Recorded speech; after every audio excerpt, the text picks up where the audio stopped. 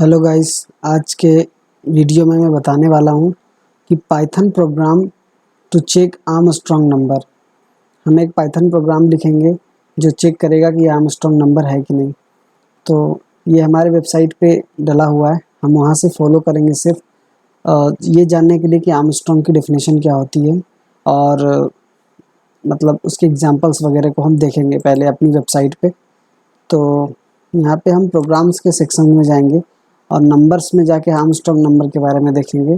तो यहाँ पे मिलेगा हमें, और आप वैसे होम पे जाके और आज की 19 अगस्त आर्मस्ट्रॉन्ग नंबर पे क्लिक करके डायरेक्ट यहाँ पे वापस आ सकते हैं।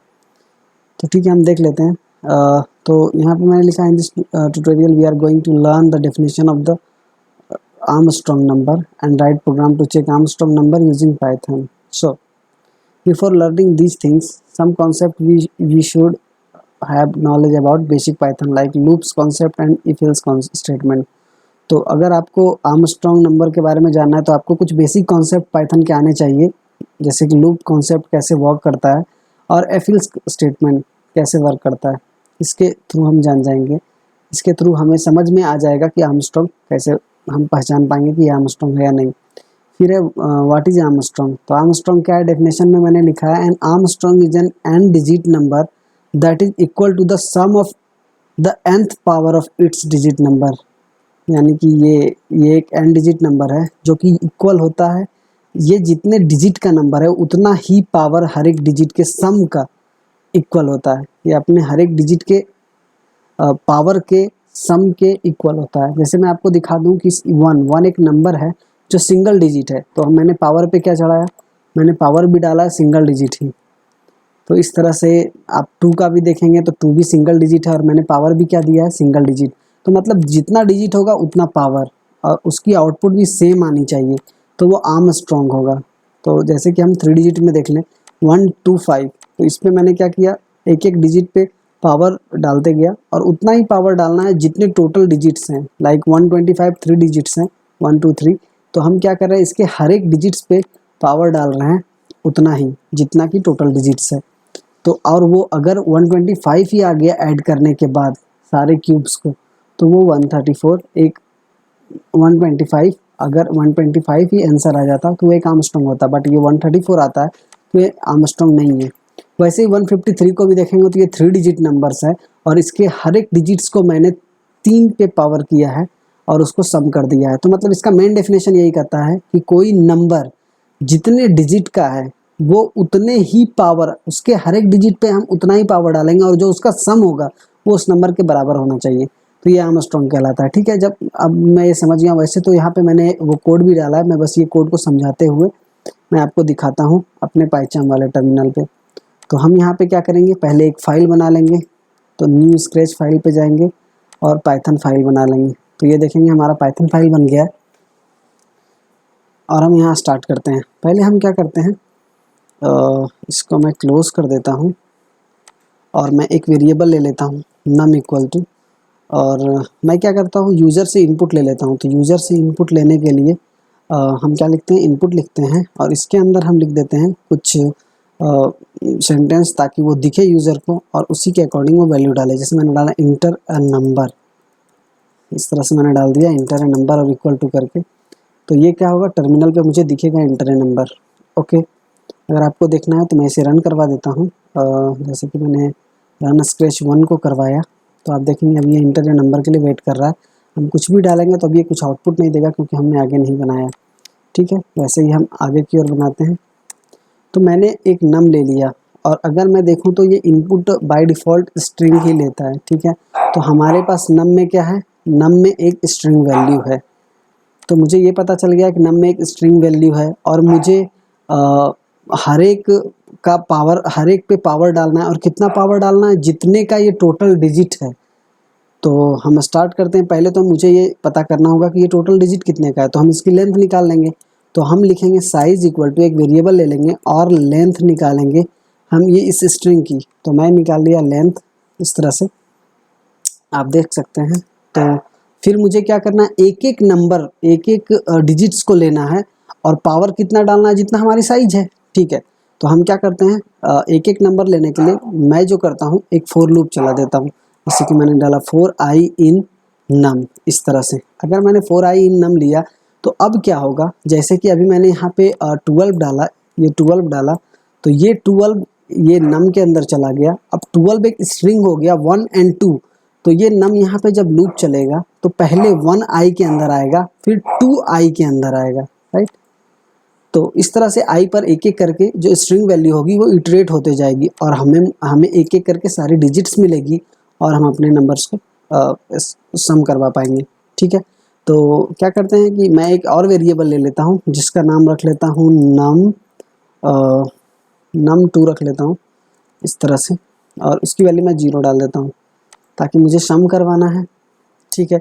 और ये एक स्ट्रिंग वैल्यू है और ये स्ट्रिंग वैल्यू एक एक करके इटरेट होकर आई पे जा रही है, ओके।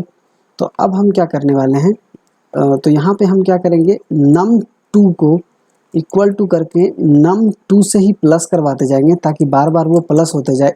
हर एक इटरेशन में num2 की वैल्यू चेंज होते जाएगी, प्लस होके प्लस बार बार प्लस होंगी, किसके साथ, तो आई के पावर के साथ, मीन्स हमारे डिजिट के पावर के साथ। तो कितने पावर के साथ, तो वो होनी चाहिए जितना मेरा साइज है, मतलब टोटल स्ट्रिंग की जितनी साइज है उसके पावर पर। तो हम पावर का ऑपरेटर यहाँ पे डबल मल्टीप्लिकेशन वाला ये स्टार स्टार होता है, डबल स्टार मतलब यहाँ पे आपका पावर हो जाता है पाइथन में। तो और मुझे कितना पावर डालना है यहाँ पे, तो साइज के इक्वल पावर डालना है। तो साइज मेरा क्या है, तो साइज मेरा साइज वेरिएबल में है तो हम यहाँ लिख देंगे साइज। तो यहाँ पे देखेंगे आई जो है अभी स्ट्रिंग आ रहा है तो मुझे टाइप कास्टिंग के थ्रू मुझे यहाँ पे इंट करना पड़ेगा। तो मैंने क्या किया, इसको मैंने इंट में कन्वर्ट कर लिया, आप देखेंगे, और उसके बाद मैंने पावर डाला, ठीक है। तो ये इंट में कन्वर्ट हो गया। वैसे मैं इसको अच्छे से ढक लेता हूँ ताकि पहले इंट में कन्वर्ट हो, इस तरह से। अब ये इंट में कन्वर्ट हो गया और उसके बाद ये इसका पावर निकलेगा, फिर वो num2 से ऐड हो जाएगा। जैसे कि पहले 1 आया, अगर 1 आएगा तो यहाँ इसको 1 मिलेगा, ओके। और साइज क्या है 2 1 2, जैसे ये तो 2 साइज है तो 1 पे पावर आ जाएगा 2 का। तो 1 पे 2 का पावर आया तो वो क्या होगा, 1 ही होगा। और num2 में पहले से था क्या, 0, तो num2 प्लस 1, तो ये क्या हो जाएगा 0 प्लस 1 1। तो अब num2 की वैल्यू चेंज होके 1 हो गई। अगली बार जब ये फिर से लूप चलेगा तो अब आई में क्या आएगा, 2 आएगा, तो 2 वापस से यहाँ पे आएगा तो उसको इंट में कन्वर्ट करेगा और फिर कितने का पावर लेगा, जितनी साइज है। तो 1 2 की साइज 2 ही थी, उस तरह से क्या होगा 2 की पावर 2 होगी तो वो 4 हो जाएगा। और मेरा num2 पहले से क्या था, num2 मेरा यहाँ पे था 1 था, तो हम यहाँ 2 2 4, तो ये 5 हो जाएगा। तो num2 में लास्ट में वैल्यू क्या चला जाएगा 5। और अब ये इटरेशन ख़त्म हो गई क्योंकि मैंने 12 भी लिया था, तो ये तब तक ही चलेगी जब तक कि हमारे पास जितनी इसकी साइज़ है, मतलब 1 2 2 की साइज़ थी, तो ये for loop 2 bar he iterate होगा और इस तरह से मुझे num2 मिल जाएगा। अगर मुझे चेक करना है तो हम प्रिंट करवा के देख सकते हैं। जैसे कि मैं पहले प्रिंट करवा लेता हूँ num2, प्रिंट की स्पेलिंग मिस्टेक, इस तरह से num2। तो अब मैं इसे फिर से रन करता हूँ तो आप देखेंगे ये क्या रिटर्न देता है। जैसे अभी 1 2 का जोड़ने के बाद 25 आया था, सॉरी 5 आया था, तो क्या ये 5 आता है कि नहीं। मैं फिर से 1 2 ले रहा हूँ, 1 2 और इंटर करते हैं तो देखेंगे ये 5 मिल रहा है, यानी कि आर्मस्ट्रांग नहीं है। मैंने 12 डाला और ये पूरा कैलकुलेशन के बाद फिर से 12 ही आना चाहिए था, तो ये एक आर्मस्ट्रांग होता, राइट। मतलब जो शुरुआत में नंबर थी सेम नम आफ्टर कैलकुलेशन भी सेम ही होनी चाहिए। मतलब जो क्यूब हो, अगर 4th नंबर्स आएंगे तो वो पावर 4 जाएगा, अगर 5th होंगे 5 डिजिट होंगे तो वो 5 पावर होगा, और इस तरह से हम जोड़ते जाते हैं, ठीक है। तो अब मुझे क्या बताना है, अगर सेम कर गया नंबर जो है वो सेम हो गई, जैसे कि मैं ले लेता हूँ num2 मेरा चेंज हो चुका है और वो इक्वल हो गया नम के, तो हम क्या प्रिंट करवा देंगे, प्रिंट इसके अंदर लिख देंगे अगर इक्वल हो गया तो वो आर्मस्ट्रांग है, इस तरह से आर्मस्ट्रांग नंबर, ठीक है। और अगर फिर एल्स में क्या लिखेंगे, अगर वो इक्वल नहीं है तो प्रिंट करवा देंगे नॉट एन आर्मस्ट्रांग, इस तरह से not an Armstrong number, like that. तो हम देख सकते हैं इस तरह से। तो क्या ये रन कर जाएगा, अगर मैं देखूं अपने एंगल से तो यहाँ पे क्या है, नम जो पहला नम है ये एक स्ट्रिंग वैल्यू है और num2 जो मैंने लिया है ये एक इंटीजर वैल्यू है, तो ऑफ कोर्स ये हमेशा नॉट एन आर्मस्ट्रांग देगा, क्योंकि जब मैं स्ट्रिंग को इससे इंट से इक्वल करवाऊंगा तो ऑफ कोर्स नहीं इंट करेगा। अगर मैं आपको दिखा दूं, जैसे कि रन करता हूं फिर से स्क्रैच से, और 1 तो एक ऑलरेडी जो है वो एक आर्मस्ट्रॉन्ग नंबर है, तो 1 पे क्लिक करेंगे, ये भी नॉट एन आर्मस्ट्रॉन्ग दे रहा है। बस इसलिए दे रहा है क्योंकि जो ये num2 है और num इन दोनों की टाइप है वो दोनों डिफरेंट है, तो हम इन दोनों की टाइप सेम कर लेते हैं।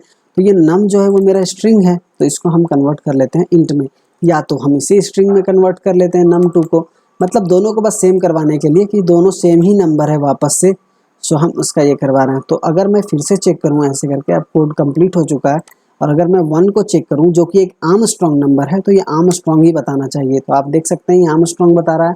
वैसे ही 1 से लेकर 9 तक जितने भी नंबर्स होते हैं वो आर्मस्ट्रॉन्ग होते हैं। तो मैं यहाँ पे डाल देता हूँ 9 और चेक करेंगे तो देखेंगे ये भी एक आर्मस्ट्रॉन्ग बता रहा है। जैसा कि मेरे कोड में, जैसा कि आप यहाँ वेबसाइट पे देख सकते हैं, यहाँ पे मैंने लिखा है 125 का जो ये आया था नॉट एन आर्मस्ट्रॉन्ग था, 135 4 आ रहा था। तो हम इसको भी चेक करके देख सकते हैं। एक बार इसको चेक कर लेते हैं, 125 इस तरह से मैंने चेक किया, ये बता रहा है नॉट एन आर्मस्ट्रॉन्ग है। एक और चेक कर लेते हैं 3 डिजिट का 153, तो हम वापस चेक करते हैं कि ये सही दे रहा है आउटपुट की नहीं। तो हम डालते हैं इनपुट में 153 और इस तरह से इंटर करते हैं, देखेंगे आर्मस्ट्रॉन्ग सही दे रहा है। और अगर हो ना सके तो मैं गूगल से दूसरी भी चेक कर लेता हूँ, गूगल से आर्मस्ट्रॉन्ग वैल्यू, इस तरह से आर्मस्ट्रॉन्ग वैल्यू कौन कौन से हैं, 4 डिजिट लिख लेता हूँ, 4 डिजिट नंबर्स। तो यहाँ पे वो दे रहा है 1634, आप देख सकते हैं यहाँ पे 1634 दे रहा है। ठीक है, तो अब क्या करते हैं, हम एक बार 1634 के साथ चेक कर लेते हैं, क्योंकि वो 4 डिजिट है तो हमारी जो आउटपुट है वो सही आ रही है कि नहीं, उसके लिए हम चेक करते हैं 1634 राइट, और हमने इंटर किया। आप देख सकते हैं यहाँ आर्मस्ट्रॉन्ग नंबर बता रहा है। और मैं ऐसे ही कोई भी नंबर ले लेता हूँ, जैसे 1 2 3 राइट, लाइक दैट 1 2 3, और आप देखेंगे नॉन एटॉमिक को, तो आपको समझ में आ गया कि ये मेरा कोड पूरा सही है। तो आज के लिए बस इतना ही। Till then keep learning and keep exploring. Thank you.